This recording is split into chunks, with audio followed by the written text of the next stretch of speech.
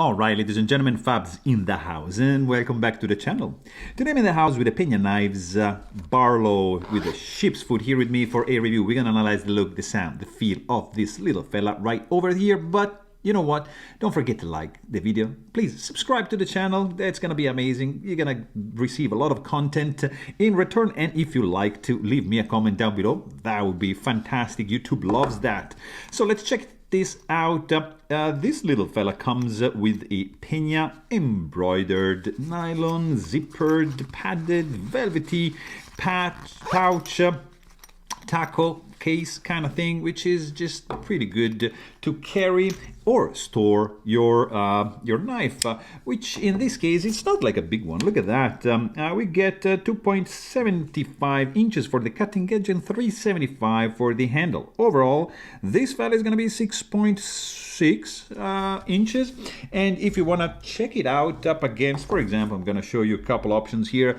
These are a couple from Benchmade, mini bag out right over here and bag out down there. It's pretty much same ballpark as the mini bag out. Definitely it's smaller than the Spyderco Paramilitary 2 and smaller than the Para 3 right up here. Couple options from Chris Reeve Knives. You get to see a large Sebenza 21 and a small Sebenza 31, which is pretty much the same size of the 21. And yeah, you see? Kind of like in the ballpark of the small Chris Reeve. What else can I show you? Let me show you a couple of Canadian fellas. North Arm Knives Kaha down here. That's the newest version. And this is the Rask from Greensmo Knives, which you can see right there. Another one. Just a couple, guys. Bear with me. I've got, of course, Hinder Knives XM18. Here I want to show you something a little bit fancier. Void by Brian Nadeau. That's the XL. And, of course, another Pena. Of course, this is the Apache, a little bit smaller, probably my favorite. Also, stay tuned for the comparison between these two fellas. And that is it. You want to see something else? Why not? I'm going to show you a couple big boys. Look at this. This is the Lambert JVO collaboration. And this is the Peter Rasenti Large Nirvana 4.0. All right, guys, let's go ahead. Check this fella out because it's a pretty cool one. It's a custom knife. It's made by Enrique Pena. It's going to set you off for around $800-900. So definitely not a cheap one, but this thing is handmade. And it's... you know, it takes a lot of time to make this. It's even if it's tiny, it's cute. I say, yeah, no, maybe like $200. No, this, no. This is a custom, and this is gonna be, yeah, more expensive because it's handmade. It takes time. I mean, like just check just the scales. You get blonde micarta here. You have this blue, which I'm assuming it's like a G10. And then you have this denim micarta going on right over here.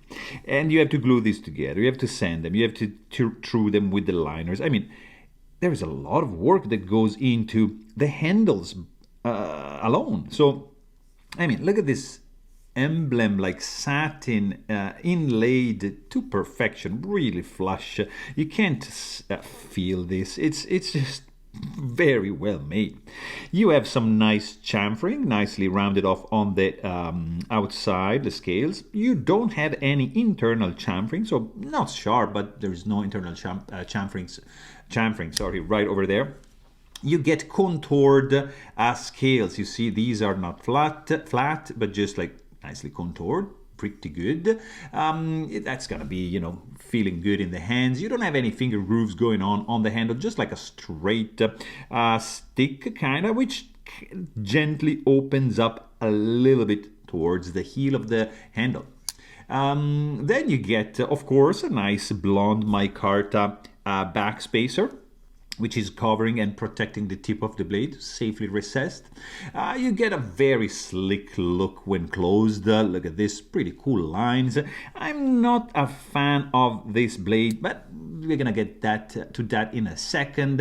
Also, you get a very simple construction, a couple of screws, one pivot, one handle just for the scale, and you're gonna get a couple underneath the scales to keep the liners together. Pretty straightforward disassembly. The screws are not protruding, except for just a little bit, but just, let's say that's kind of flat.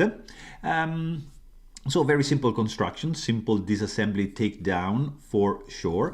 And you see, I'm just struggling with my index, but yeah, you kind of can do it like that. You get, of course, like flipper tab. It's like, you know, right here, it's a front flipper or like a top flipper like that. You can do easily a deployment with the index or with the thumb. It's going to be up to you. You can probably do like, you see, maybe it's kind of tiny to do that, but still, it's beautifully jimped.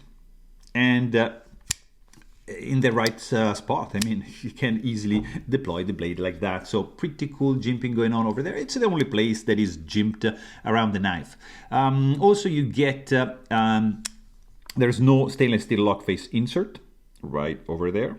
You get a nice detent ball right there. There is also a, I think there is no detent ball ramp. Yeah, there's no detent ball ramp. There's no pocket clip, as you noticed, but I don't really care. You can get some nice pouch like to carry this guy. It's like a gentleman's knife, and that's going to be the difference between the custom and the production. The Peña X series will sport like a clip, not the custom, so that's fine. And then you get like this blade shape. Right over here we get the sheepsfoot hand rub satin. It's a CPM 154 steel, beautifully jimped. I said there's no chamfering here. There's just like a swedge starting from this point and just ending right over there, and then it just descends like to the tip and then straight edge up to the sharpening choil, classic in the Peña tradition. Right over there you have this is it looks kind of like a hollow. It feels kind of like hollow. Just Peña logo right there. No billboarding going on. Pretty thin behind the edge, not too thick stock. That's a nice slicer. It's not, you have a little bit of flats right over here, but this hand rub satin is just gorgeous. Really, really cool indeed. And then you have the sound, which is very subdued, very minimal, very mellow, soft, sweet. It's not resounding, it's not intimidating, it's very relaxed, chilled, it's quiet, so it's unobtrusive. You can pull this out on a table and just nobody, you know, is gonna notice, is gonna be shocked about this fella. It's not intimidating. That's a very cool thing, and it looks pretty cool, let's say that. Let's check the weight on this fella, because this is very light. There's no internal skeletonization for the liners, but in the pocket that's gonna be 2.22 ounces. I mean 2.21. We cannot complain about the weight, and we can also not complain about the ergos, because I mean it's a small one, of course, but there's no hot spots, no sharp edges. The only thing probably that I would say is the disengagement of the lock bar, which I would have preferred a little bit more real estate to access and disengage, but that's still doable, nothing too crazy. The whole knife feels really solid in the hand. There's no flex. It's robust. It's slippery because it's kind of like, you know, it's a doesn't have a grippy finish. It's pretty smooth on the surface, but fit and finish overall, it's pretty good, especially for the price. I mean, you're expecting perfection to when you spend close to $1,000, and you get some pretty cool quality right over here. Like for example, nice detail is like here it's absolutely flush, and here it's also very nice. You can access the jimping. It's not like super, this is not going to be like a knife you're going to be going batoning, but still you can take advantage of the jimping right over here. It's functional, it's not too aggressive, but it's there.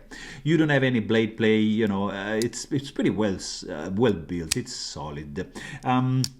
You have, of course, bearings running under the hood. They are really, really tiny, but they do the job. They do the trick. So the action, you see, it's just, maybe this is a little bit too tight, but there's no drop shot effect. You just have to wiggle a little bit to get the blade closed, but the opening action is snappy. It's fun. It's reliable, and, you know, it's